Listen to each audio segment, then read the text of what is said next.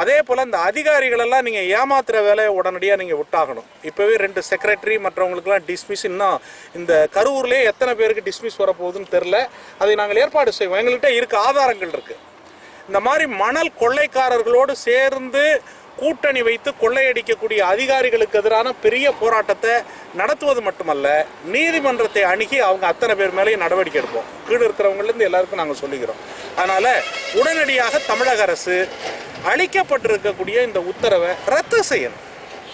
இப்படி ஒரு தேவை இல்லை. ஏதோ இவங்க ஏதோ மணலெல்லாம் அள்ளி ஏதோ பண்ணிக்கின்னு பெரிய நாட்டை வளர்க்குறது மாதிரி இப்போ ஒரு தோற்றத்தை காட்டுகிறார்கள். அதெல்லாம் எதுவும் கிடையாது. இன்றைய விஞ்ஞான வளர்ச்சியில் மணல் இல்லாமல் வீடுகளை கட்ட முடியும் என்பதற்கான ஆதாரம் எத்தனையோ இருக்குது. அதை செய்யலாம். அதை கேட்டிங்கன்னா எத்தனையோ இளைஞர்கள் படித்து முடித்தவங்க தயாராக இருக்காங்க. ரொம்ப தந்திரக்காரர்களாக இருக்கிறார்கள் மணல் மாஃபியா. நான் முதல்ல தமிழ்நாடு முதலமைச்சர் ஜெயலலிதா அவர்களுக்கு கேட்டுக்கொள்கிறேன். இதில் இவங்கெல்லாம் வெளிப்படையாக இவங்க அறிவிக்கணும். யாருக்கு கொடுக்கப்பட்டிருக்கிறது என்ன ஏதுங்கிறத அறிவிக்கணும். பொதுமக்கள் கேட்கக்கூடிய கேள்விக்கு அவங்க பதில் சொல்லணும். ஏன்னா முதலமைச்சர் ஜெயலலிதா அவர்களுடைய பெயரையும் அவருடைய அரசாங்கத்தையும் பயன்படுத்திக்கிட்டு பல பேர் இதில் குறுக்கு வழியில் அதிகாரிகளை கைகளை வச்சுக்கிட்டு நடக்கிறது போல் தெரியுது எனக்கு. அதுவும் குறிப்பாக இப்போ மணல் அள்ளுறதுல இந்த பகுதியில் நடக்கக்கூடியதை பார்த்தாக்க என்னுடைய அனுபவத்தில் அப்படி ஒரு முறை தெரிகிறது. இதெல்லாம் நாங்கள் விடமாட்டோம். கடைசி வரைக்கும் போராடுவோம். இப்போ நம்முடைய தலைவர் நல்லக்கண் அவர்கள் தாமிரபரணியில் நிறைய பேர்லாம் போராடினாங்க. ஆனால் அவர் போராட்டம் நடத்தி நீதிமன்றத்துக்கு போய் தீர்ப்பு வாங்கி அந்த தீர்ப்பெல்லாம் வழங்கப்பட்டு மணல் எடுப்பது நிறுத்தப்பட்டிருக்கிறது. கேரளாவில் எந்திரங்களே வைக்கக்கூடாது, அந்த உத்தரவே போட்டிருக்கான்.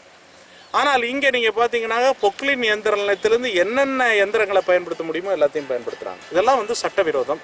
இதை தவிர பெரிய அநியாயம் என்ன அப்படின்னு பார்த்தீங்கன்னாக்கா, நீங்களாம் எடுத்து இதெல்லாம் போடணும். மக்களுக்கு ரோடு கிடையாது. ஆற்று உள்ளுக்கு கல்லை கொட்டி பெரிய சாலை போட்டு 4 லாரி போகிறதுக்கான ஒரு சாலையை போட்டு எவ்வளோ பெரிய ஒரு கொள்ளை அடிக்கிறதுக்கு இவ்வளோ பெரிய ரோடாது? இது அநியாயமே இல்லையா? இங்கே இருக்கிற கலெக்டர் என்ன பண்ணிக்கிட்டு இருக்கிறாரு? அதே போல் பிடபிள்யூடியை சார்ந்தவர்கள் என்ன செய்கிறாங்க? இந்த பிடபிள்யூடியில் ரோட்டு ஆற்று உள்ளுக்கு இந்த மாதிரி ஒரு ரோடு போட்டிருக்குங்கிறத நான் மீடியாக்கள் உங்கள் மூலமாக இதை அம்பலப்படுத்துகிறோம். அது சம்மந்தப்பட்ட அதிகாரிகள் மேலே உடனடியாக தமிழக அரசு நடவடிக்கை எடுக்கணும். இது என்ன விளையாட்டாக இருக்குது? சட்டத்தை போட்டிருக்குது நீங்கள், சட்டத்தை காப்பாற்ற வேண்டியது அரசாங்கம். ஆனால் சட்டத்துக்கு புறம்பாக கல்லை கொட்டி ரோடு போடுறாங்க ஆற்றுக்குள்ளே அப்படின்னாக்க எந்த சட்டத்தில் இடம் இருக்குது? அரசாங்கம் மக்கள் போடலை. மக்களுக்கு என்ன பண்ணுறோம்? மக்கள் சொல்கிறோம், எடுத்து சொல்கிறோம். செய்ய வேண்டியது அரசாங்கம். இல்லைன்னா அடுத்த கட்டமாக நாங்கள் உடைக்கலாம். இதை உடைச்சி ஜெயிலுக்கு போகலாம். நீங்கள் மீடியாவில் போடுவீங்க. அரசாங்கத்தினுடைய பொறுப்பு தான் கூடுதலாக இருக்குது. மீடியா நண்பர்களுக்கு நான் மீண்டும் கூறிக்கொள்கிறேன், அரசாங்கத்தினுடைய குறைபாடுகளை எடுத்து வெளியில் கொண்டு வர்றதுக்கு என்ன பண்ண முடியுமோ அதை நீங்களாம் செய்யணும். பொதுமக்கள் இந்த அளவுக்கு அவங்க வர்றது இணைஞ்சு நின்று செய்கிறது. இந்த பகுதியில் நான் தமிழ்நாடு முழுவதும் சுற்றுப்பயணம் செய்து வருகிற போது இந்த பகுதியில் இருக்கக்கூடிய மக்கள் இதுக்காக போராடுறது மாதிரி வேறு யாரும் இல்லை. இந்த அதனுடைய பாசன விவசாயி சங்கங்கள் 14 சங்கங்களுடைய தலைவர், அவருக்கு அரசியல் கட்சியெல்லாம் கிடையாது. இங்கே இருக்கவங்க யாருமே அரசியல் கட்சியெல்லாம் கிடையாது.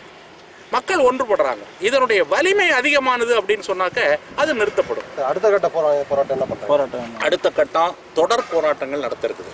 உண்ணாவிரதம் தொடர் நல்லக்கண் இங்கே வர்றேன் இருக்காரு. இதில் நாங்கள் முழு கவனம் எடுத்து இந்த போராட்டத்தை நாங்கள் நடத்துவோம். சரிதானே?